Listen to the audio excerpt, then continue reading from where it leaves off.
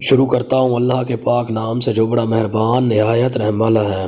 Dry انجیروں کو اکثر لوگ غلط طریقے سے استعمال کرتے ہیں، جس کی وجہ انجیروں جیسی صحت مند چیز جس کا ذکر قرآن میں بھی ہوا ہے اور نبی کریم صلی اللہ علیہ وسلم نے بھی انجیروں کو پسند فرمایا ہے، لیکن اتنی اچھی چیز سے بھی ان کو کسی بھی قسم کا فائدہ حاصل نہیں ہوتا۔ آپ کو بتائیں کہ یہ ڈرائی انجیروں کا استعمال کرنے کا طریقہ کیا ہے اور اس کو کتنی مقدار میں استعمال کرنا چاہیے اور کس وقت استعمال کرنا چاہیے۔ اگر آپ درست طریقے سے استعمال کرتے ہیں تو آپ کو کون کون سے فوائد حاصل ہوتے ہیں۔ عام طور پر خشک انجیر کو رسی میں ڈال کر بیچا جاتا ہے اور خریدا جاتا ہے۔ اس کے استعمال میں جو پہلی غلطی کرتے ہیں، لوگ سمجھتے ہیں اس رسی میں ڈالی ہوئی انجیر مکمل طور پر استعمال کے قابل ہیں اور رسی سے انجیروں کو نکالتے ہیں اور کھانا شروع کر دیتے ہیں۔ وہ یہاں پر بالکل غلط ہوتے ہیں۔ اس طرح کی انجیروں پر مٹی، ریت اور گرد و غبار پڑی ہوتی ہے۔ ان پر بیکٹیریا اور جراثیم بھی موجود ہیں۔ سب سے پہلے آپ نے ان کو نکال کر پانی سے دھونا ہے، اس کے بعد یہ استعمال کے قابل بنتی ہیں۔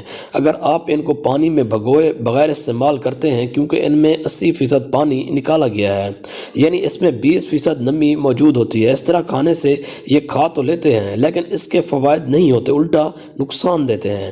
یہ آپ کے اندر خشکی پیدا کریں گے، اس لیے اس کو کھانے سے پہلے ان کو پانی میں بھگو کر کھائیں۔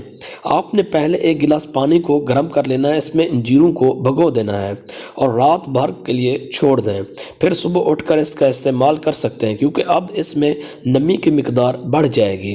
انجیروں کا کھانے کا سب سے بڑا فائدہ یہ ہے کہ یہ آپ کے منہ سے لے کر جسم کے آخری کونے تک کی صفائی کرتی ہے۔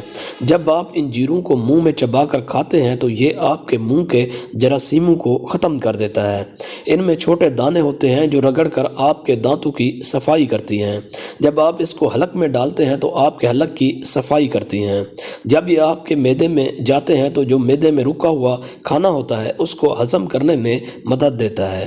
معدے سے ہوتی ہوئی یہ آپ کی آنتوں میں پہنچتی ہیں۔ انجیریں آنتوں سے زہریلے مادوں کو نکالتی ہیں اور ختم کرتی ہیں۔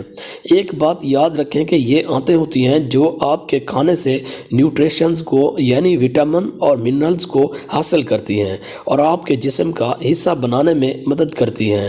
اگر آپ کی آنتوں میں فاضل مادے جمع رہیں گے تو یہ کھائی گئی غذا سے نیوٹریشن حاصل نہیں کر پائیں گے۔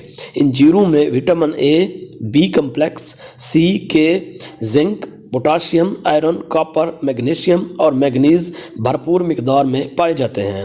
آپ نے رات کو 3 انجیریں بھگو کر رکھ دینی ہیں۔ صبح اٹھنے پر 1 گلاس نیم گرم دودھ لینا ہے، اس میں 1 چھوٹی چائے کی چمچی شہد شامل کرنی ہے اور مکس کر کے اس کو انجیروں کے ساتھ استعمال کرنا ہے اور 20 منٹ بعد اس کے دودھ کو پی لینا ہے۔ اگر آپ 1 ڈیڑھ ماہ تک استعمال کریں گے تو آپ اپنے رنگ میں واضح نکھار دیکھیں گے۔